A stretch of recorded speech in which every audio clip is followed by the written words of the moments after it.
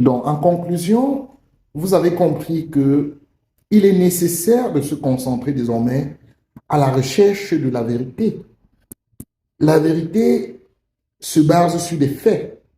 Il ne se base pas sur des rumeurs ou il ne se base pas sur des croyances. Et même lorsque vous avez des croyances, rien ne vous empêche d'aller à la recherche de la liberté, d'aller à la recherche des faits. Puisque vous avez une intelligence, vous avez tout pour rechercher ces faits-là. Donc, l'éducation devrait changer. Il fut un temps en Europe, on était où on a supprimé l'enseignement des dogmes religieux dans des écoles. Parce qu'on s'est rendu tout simplement compte que la religion ne poussait pas les populations à la recherche de la vérité, à la recherche de la connaissance. La religion poussait les gens à accepter ce qui était dit sans contradiction, puisqu'il venait de Dieu tout simplement. Mais aujourd'hui, lorsque vous êtes à la recherche de la vérité vous libère.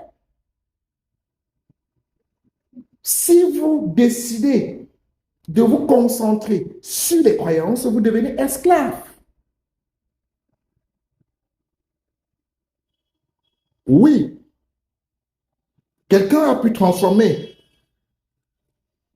de l'eau en vin, c'est vrai, peut-être, mais c'est une croyance. Mais celui qui va transformer, par exemple, le malt, le maïs, la papaye,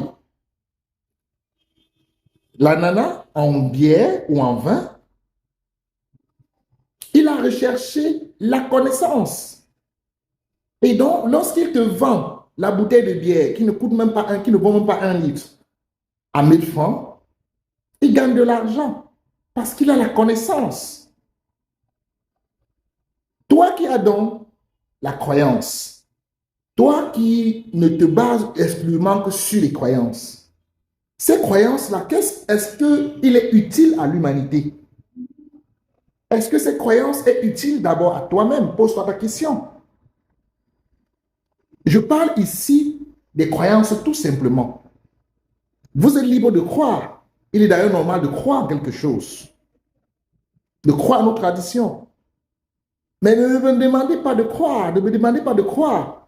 Si vous m'empêchez d'aller à la recherche des faits qui attestent ces croyances-là, c'est ça le plus important.